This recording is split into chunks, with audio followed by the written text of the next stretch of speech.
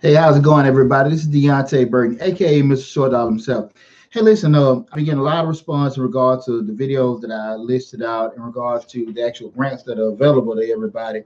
And so, what I want to do with the video now to just let everybody know the minimum requirements that is required, the minimum requirements that most of the grants require, because a lot of people are responding to the videos, asking me questions about, do I need to actually be a business? I know it sounds odd, but a question is a question.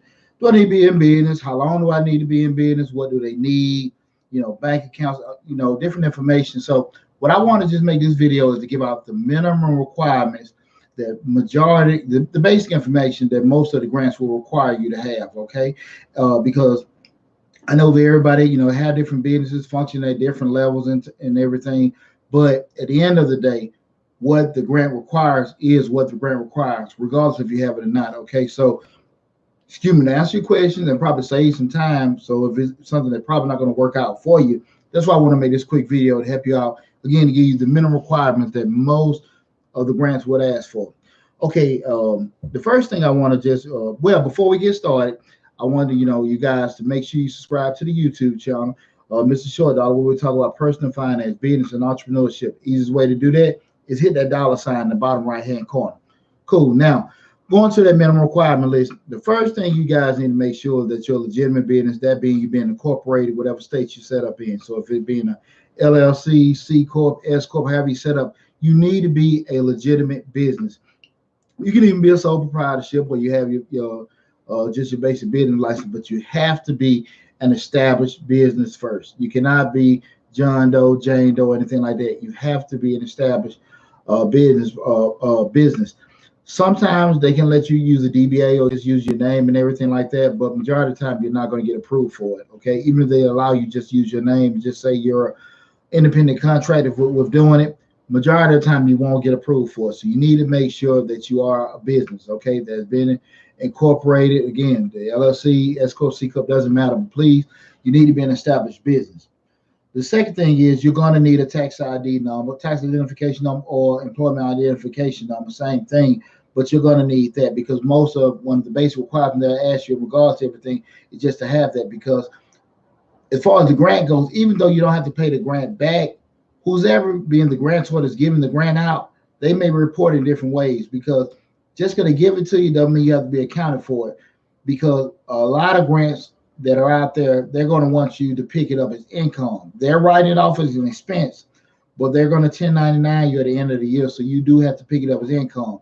Again, you didn't do anything for this money. You don't have to pay this money back. But a lot of them are going to have you pick that up as income. So they're going to want to have that tax ID number for tracking mechanism to report that they gave you that money. So you're going to need, second, that tax identification number.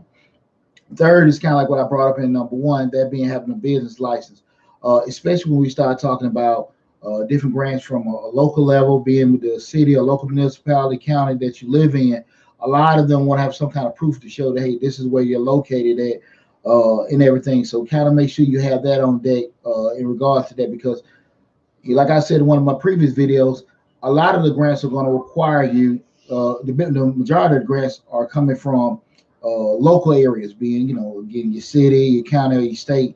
So they're going to have some kind of mechanism to make sure that you have that in place. So that business license is very important.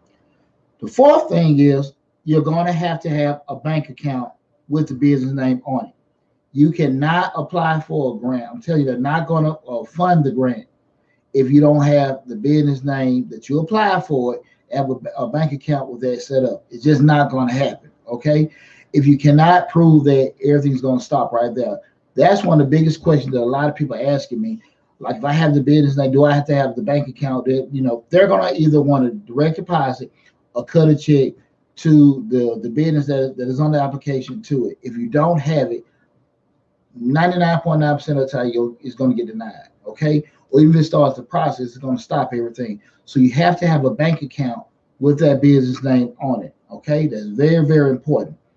Now, these last couple things, I'm going to give four more things. They're requirements, but these four items are usually, for verification purposes. So let me rehash those first four I just gave. That being you being incorporated, tax identification number, business license, and bank account. It's hard to kind of get away from those four. You got to have those minimum requirements that most of the grants have. The next four they're going to give you guys, it's kind of quasi, being a requirement, but most of the time, the actual grantors they're going to give the grant out usually for verification purposes. So it's very, very important, because if you don't have it, it's one of the things that get you kickback, with it. Even if you meet the other requirements, they just want to use it for verification purposes. It is a legitimate business. And that would be a number 5, being tax returns. A lot of times they want to see tax returns just mostly show that you guys have, actually filed taxes, see how long it's been in, they, verify the actual year that you filed, the income you made, the expenses and everything. So that's one of the things that, someone will ask for, those tax returns. Again, we're asking for free money. This is not a loan. So we can't get too much in our feelings if someone asks for something that we're not able to produce, because they don't have to give it to us. So just be on the keep in mind they may ask for tax returns. Again, we're talking about items that may be used strictly for verification purposes, but they can stop the whole process if you're getting that grant. The next one being financial reports, those being your profit and loss or income statement, your balance sheet, or your cash flow statement. They may want to see those particular financials just to see where you guys are financially. If you guys, this is a business that's actually thriving, it's a business that's actually struggling. This is a business, you have X amount of dollars in the bank like you say you do, or what you normally do, with the money that you normally have in regular day-to-day operations, okay? So just be prepared for them to ask for those financial statements or financial reports. Number 7 being a website. Again, we're talking about verification mechanisms that they use. They may want to have a website where they can just track and see, okay, this is a business here. They have some kind of presence there. And, you don't be surprised with that. Most grant applications, they do ask for grants now and some social media information. So don't be surprised if that's one of the requirements they use just for verification purpose. They want to actually go to your website. Remember, we're talking about the verification purpose. So kind of be, keep this in mind that they're asking for that. And last, number 8 is actually having a basic phone number for the business and an email for that and everything, with the actual website domain attached to the email, instead of such and such at Hotmail, Yahoo, or Gmail.com. It may sound petty, but at the end of the day, we're talking about verification methods. What I always want everybody to understand is that when we start talking about grants, we're talking about quote unquote free money. And because it's free money that doesn't have to get paid, there are a lot of people that are going for it. So the more that you can get scrutinized for them not to give it to you, not saying they don't want to give it to you, but they have to go through these different levels of scrutinizing, cutting everybody down and everything. The more items that you don't have, you lessen your chance of getting the grant. So we want to make sure that we're in compliance as much as possible to be able to take advantage of these grants. One thing I do want to bring up to everybody is that what I talked about before in all my videos is that keep in mind with grants, people just want to apply as free money. I want to go get it and everything. Remember, the main purpose of grants is to solve a problem, right? Be it, you're a disabled veteran, you're a minority starting a business, you're a young female that's a single mother or something like that. Grants are set up to solve a problem. When you're applying for the grant, you have to craft your pitch for you to get the money. Okay, so it's not an issue like I got to get this money, I'm gonna apply for this money. No, you have to understand what the problem that the grant is made to create, and you have to craft it. Remember, to solve that problem.